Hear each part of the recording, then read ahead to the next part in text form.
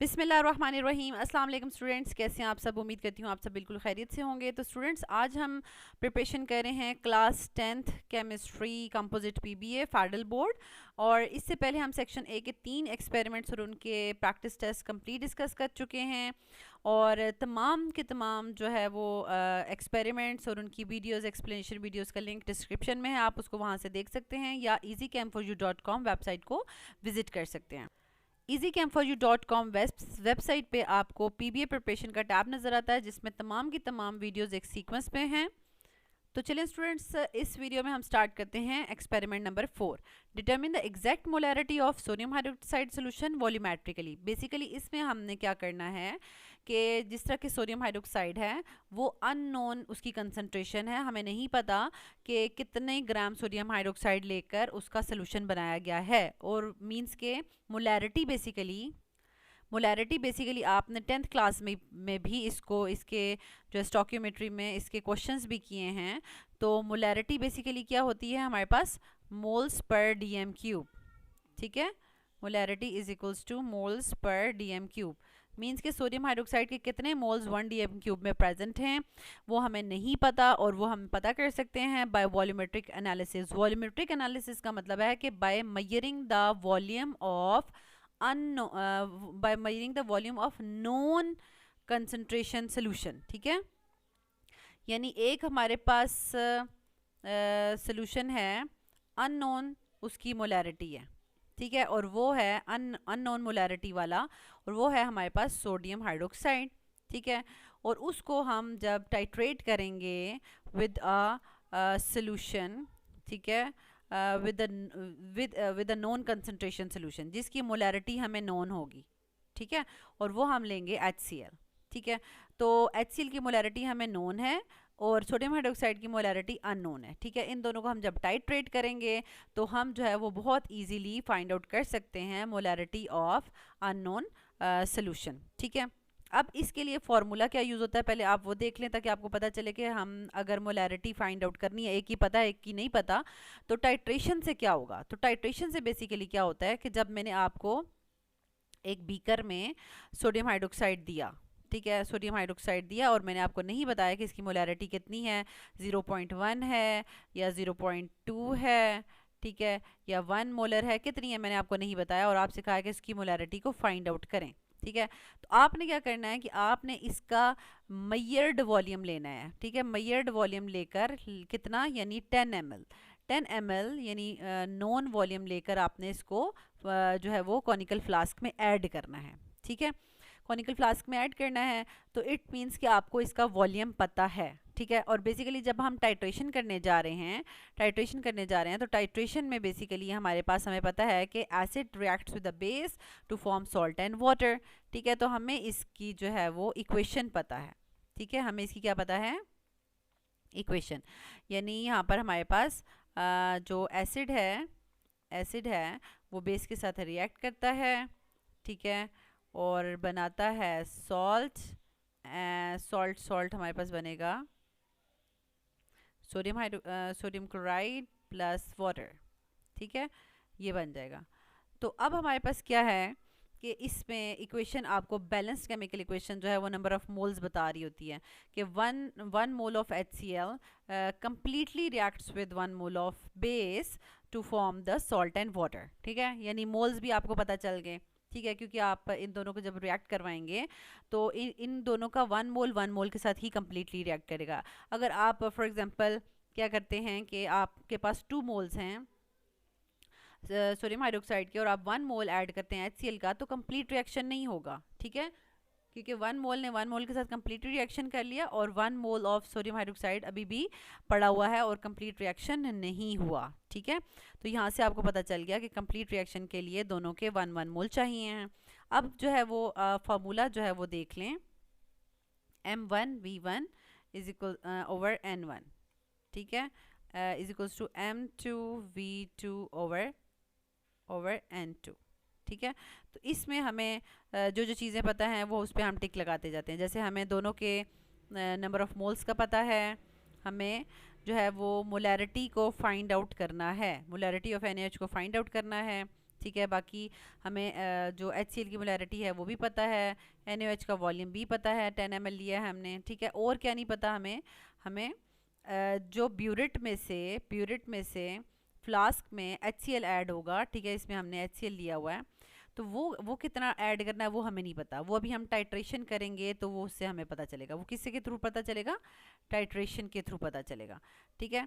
Titration से पता चलेगा कि कितना HCl जो है वो रिएक्ट कर रहा है बेस के साथ, ठीक है। बेस जितनी होगी उसके अकॉर्डिंगली HCl आएगा और उसके साथ कंप्लीट रिएक्शन करेगा। अब बेस भी कलरलेस है अगर, HCl भी कलरलेस है अगर, तो हमें कैसे पता चलेगा कि कंप्लीट रिएक्शन हो गया है?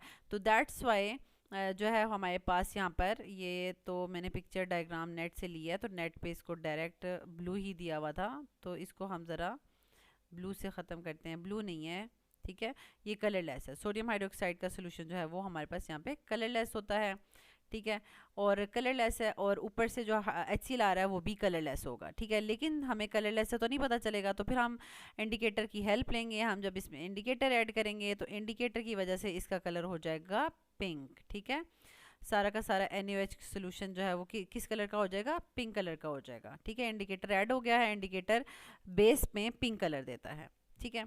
अब क्या होता है कि इसमें हमारे पास बेस के, फॉर एग्जांपल हमारे पास कितने हैं, 1 2 3 4 5 6, हम कहते हैं कि 6 बेस के मॉलिक्यूल्स हैं, NaOH के 6 मॉलिक्यूल्स यहाँ प्रेजेंट हैं, और ऊपर से हम एक एक ड्रॉप करके एक एक HCl का मॉलिक्यूल इसमें ऐड करते जाएंगे, और जब तक ऐड करेंगे जब तक कंप्लीट रिएक्शन नहीं हो जाता, ठीक है। ऊपर से हमने अगर एक HCl का मॉलिक्यूल ऐड किया, ठीक है, तो उससे क्या हुआ कि एक HCl ने एक बेस के साथ रिएक्ट करके उसको ख़त्म कर दिया, सॉल्ट एंड वाटर में बना दिया, ठीक है।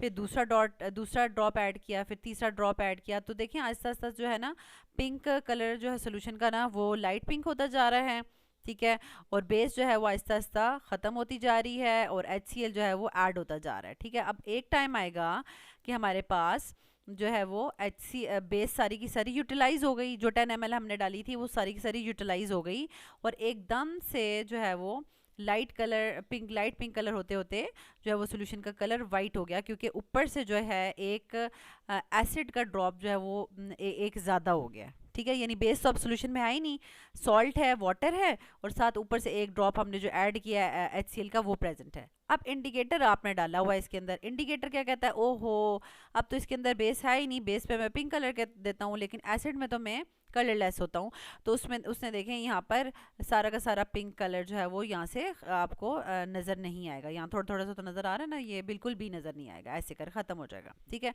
अब आप एकदम से स्टॉपर जो है वो रोक देंगे, और आप नोट करेंगे कि भाई HCl कितना ऐड हुआ है, यानी कितने HCl ने हमारे 10 ml जो है वो NaOH के साथ कंप्लीट रिएक्ट किया है, 10 ml के साथ कितने HCl ने रिएक्ट किया है, ठीक है। वो वाला वॉल्यूम हमने फाइंड आउट करना है, वॉल्यूम, ठीक है।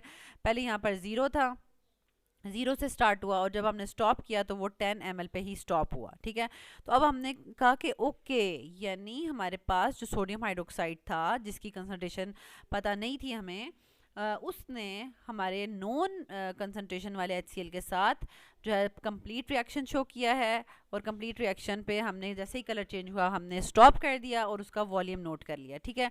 अब हम वो वॉल्यूम यहाँ पर जो है वो पुट करेंगे, और M1 की जो है M1 जो है वो फाइंड आउट कर लेंगे, ठीक है। तो बेसिकली ये पूरा का पूरा टाइट्रेशन का प्रोसेस जो है वो इसलिए किया गया था कि हमें जो नॉन HCl है, नॉन HCl, उसका वॉल्यूम पता चल सके जो कि कम्प्लीटली रिएक्ट करता है अननोन के साथ, ठीक है, ताकि जो है हम इस फॉर्मूला में जो है वो वैल्यूज़ पुट करके, इस फॉर्मूला में वैल्यूज़ पुट करके जो है वो फाइंड आउट कर सकें कि इसकी मोलैरिटी क्या है, ठीक है। अगर हम यहाँ पर रफ वैल्यूज़ ऐड करते हैं, तो जैसे कि M2 की वैल्यू यहाँ पर हमारे पास जो है वो 10 आई है जो टाइट्रेशन से, ठीक है, सॉरी इसकी जो मोलैरिटी थी वो हमने स्टार्ट में 0.1 मोलर लिया था, ठीक है, 0.1 मोलर, 0.1 इंटू 10 जो है वो टाइट्रेशन से आया है, ठीक है, डिवाइडेड बाय 1 मोलर जो इक्वेशन से पता चला, ये भी 1 मोलर इक्वेशन से पता चला, और 10 ml तो हमने जो है वो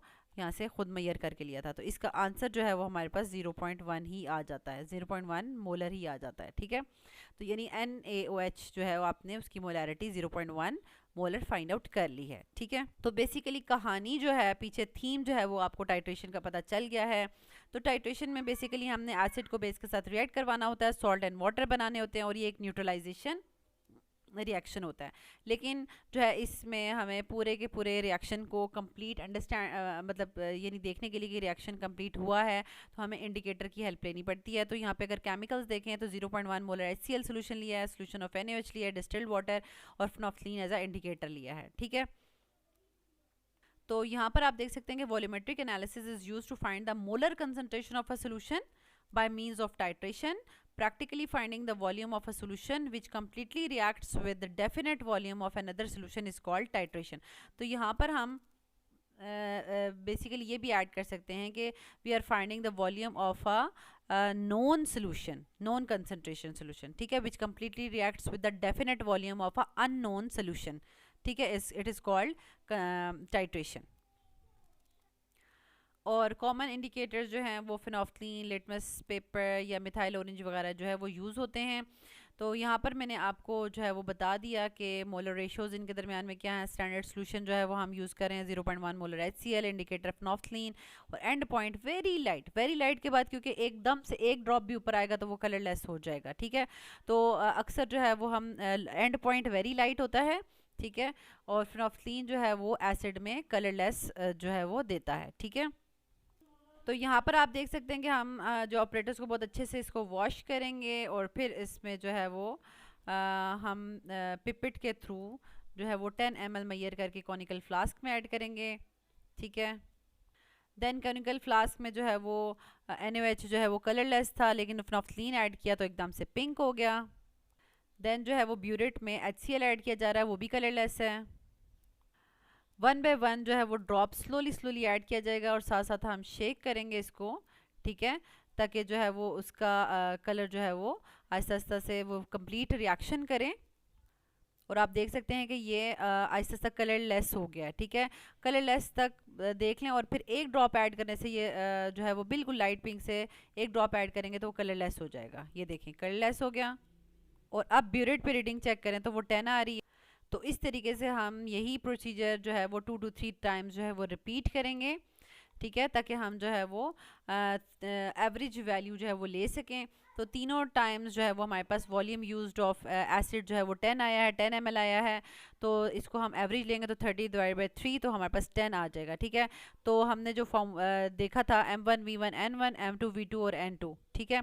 तो अब जैसे कि मैंने आपको बताया कि अगर आप HCl के लिए जो है वो मोलैरिटी वॉल्यूम और n को 1 के साथ शो करते हैं तो कोई इशू नहीं है, या सोडियम हाइड्रोक्साइड को 2 के साथ कर लेते हैं, वो कोई इशू नहीं है, ठीक है।